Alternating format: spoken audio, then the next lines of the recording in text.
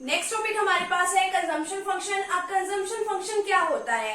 अब आपको पता है कि लोग अपनी नीड्स को, अपनी वांट्स को सेटिस्फाई करने के लिए कुछ ना कुछ तो खर्चा करेंगे। वैसे भी उनको डेली लाइफ में कुछ ना कुछ तो खर्चा करना पड़ता है, जीवन जीना है तो कुछ ना कुछ तो खर्चा करना ही पड़ेगा। ठीक है, तो अब देखते हैं कि हमें लोगों ने कितना खर्चा किया है अपनी नीड्स और अपनी वांट्स को सेटिस्फाई करने के लिए। लोगों के द्वारा अपनी नीड्स और वांट्स को सेटिस्फाई करने के लिए जितना उन्होंने एग्रीगेट खर्चा किया है तो वो इसके अंदर आता है। ठीक है, तो अब इसके अंदर देखिए कंजम्पशन फंक्शन होता क्या है। पहले तो अब देखो, consumption function is a functional relationship between consumption and income. ठीक है, अब कंजम्पशन और इनकम के बीच में क्या बताना है? रिलेशनशिप। अगर कहीं पर भी फंक्शन आ जाए तो रिलेशनशिप बताना है। ठीक है, अब वो देखना है कि कंजम्पशन का किसके साथ रिलेशनशिप बताएंगे? इनकम के साथ, यानी कि अपनी इनकम का कितना पार्ट हम लोग खर्च कर रहे हैं कंजम्पशन के ऊपर। सीधी सीधी बात है। ठीक है, अब हमने इसको इस तरीके से लिखना है, जो कंजम्पशन है, consumption is a function of income. Consumption is a function of income. ये इसका मतलब क्या है? कंजम्पशन। एफ का मतलब फंक्शन और वाई का मतलब क्या होता है? इनकम। वाई का मतलब होता है इनकम। अब देखो, जो मैंने अभी आपको बताया था कंजम्पशन फंक्शन में, अब एग्रीगेट इनकम मान लो पूरी की पूरी इकोनॉमी की एग्रीगेट इनकम, सभी की इनकम कितनी है? 5000 करोड़।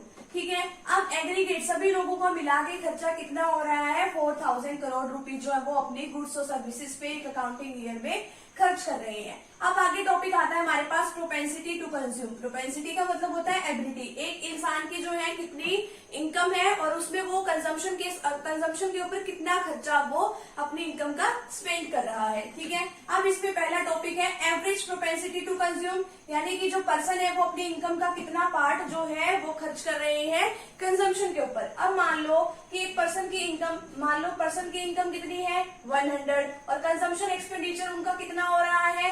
80। ठीक है, अब अपनी इनकम में से वो कितना पार्ट जो है कंजम्पशन के ऊपर खर्च कर रहे हैं? 80% खर्च कर रहे हैं ना। अब देखो यहाँ पे, अब इसका एक फॉर्मूला है C divided by Y. C का मतलब क्या होता है? कंजम्पशन। वाई का मतलब क्या होता है? इनकम। अब मान लो कि अब देखो इनकी इनकम हमने कितनी मानी है? 100 ना, और इसका कंजम्पशन एक्सपेंडिचर कितना माना है हमने? 80। तो कंजम्पशन की जगह 80 लिख देंगे, डिवाइडेड बाय 100 किसकी जगह लिख देंगे? इनकम की जगह। ठीक है, तो ये हमारे पास कितना आ जाएगा? 0.8% या फिर हम कह सकते हैं 80%। ठीक है, अब यहाँ पे देखिए, यहाँ पे हम एक टेबल बना लेंगे, इनकम, कंजम्पशन और एपीसी। अब एपीसी का मतलब क्या है? Average propensity to consume. अगर इनकम 100 है तो खर्चा कितना है? 80।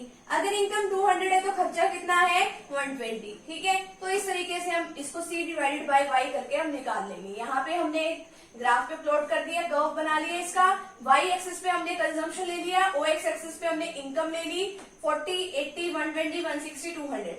अब यहाँ पे भी हमने 40 का गैप ले लिया। अगर इनकम 100 है, अब यहाँ पे 80 और 120 के बीच में 100 होगा ना, तो अगर इनकम 100 है तो कंजम्पशन कितना है यहाँ पे हमारा? 80। अगर इनकम 200 है तो हमारा कंजम्पशन कितना है?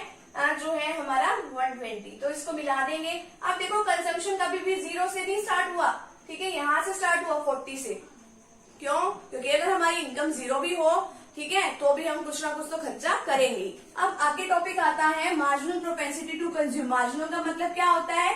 चेंज होना। अगर मान लो इनकम में चेंज होता है तो हमारे कंजम्पशन में भी कुछ ना कुछ चेंज आएगा। अगर हमारी इनकम बढ़ती है तो हम सोचते हैं कि खर्चा भी बढ़ा ले। ठीक है, लेकिन हम क्या सोचते हैं कि चलो इनकम बढ़ी है, खर्चा तो बढ़ाएंगे, लेकिन ठीक ठीक सा। ठीक है, और इतने जो बाकी के पैसे हैं वो हम सेव कर लेंगे। तो इस पर्पज से हम ये काम करते हैं, जिसका फॉर्मूला होता है change in consumption divided by change in income. Income थी पहले 1000 रुपीज, अब आपने करोड़ के हिसाब से करना है, करोड़ के हिसाब से कर लो। वैसे अगर सिंपल टर्म में करना है, अगर इनकम है 1000 रुपीज, पहले इनकम कितनी थी? 1000।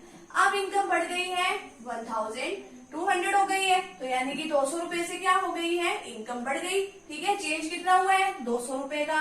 अब आगे क्या है? कंजम्पशन। हम पहले जब हमारी इनकम 1000 रुपए थी तो हम खर्चा कितना करते थे? 800 रुपए। अब देखो, हमारी जब इनकम 1000 से बढ़ के 1200 रुपए हो गई है तो हमने खर्चा भी बढ़ा दिया, 800 से 900 कर दिया। अब देखो, इनकम में तो चेंज आया 200 रुपए का, ठीक है, और हमारे खर्चे में कितना चेंज आया? 800 से 900 में तो सिर्फ 100 रुपए का चेंज आया है ना। तो यही तो इसमें फॉर्मूले में पुट करना है हमने। ठीक है, अब यहाँ पे जो है change in consumption divided by change in income है। चेंज इन इनकम कितनी हुई है हमारी? 200 रुपए। इसको नीचे लिखेंगे, चेंज इन कंजम्पशन, कितना कंजम्पशन चेंज हुआ है? 100। तो ये काट के क्या आ जाएगा 1/2, इसको हम 50% भी लिख सकते हैं, यानी कि 50% का चेंज आया। तो इस तरीके से ये हमारा प्रोपेंसिटी टू कंज्यूम वाला टॉपिक जो है यहीं पे कंप्लीट है। तो फटाफट से भी आप अपने का स्क्रीनशॉट ले लीजिए।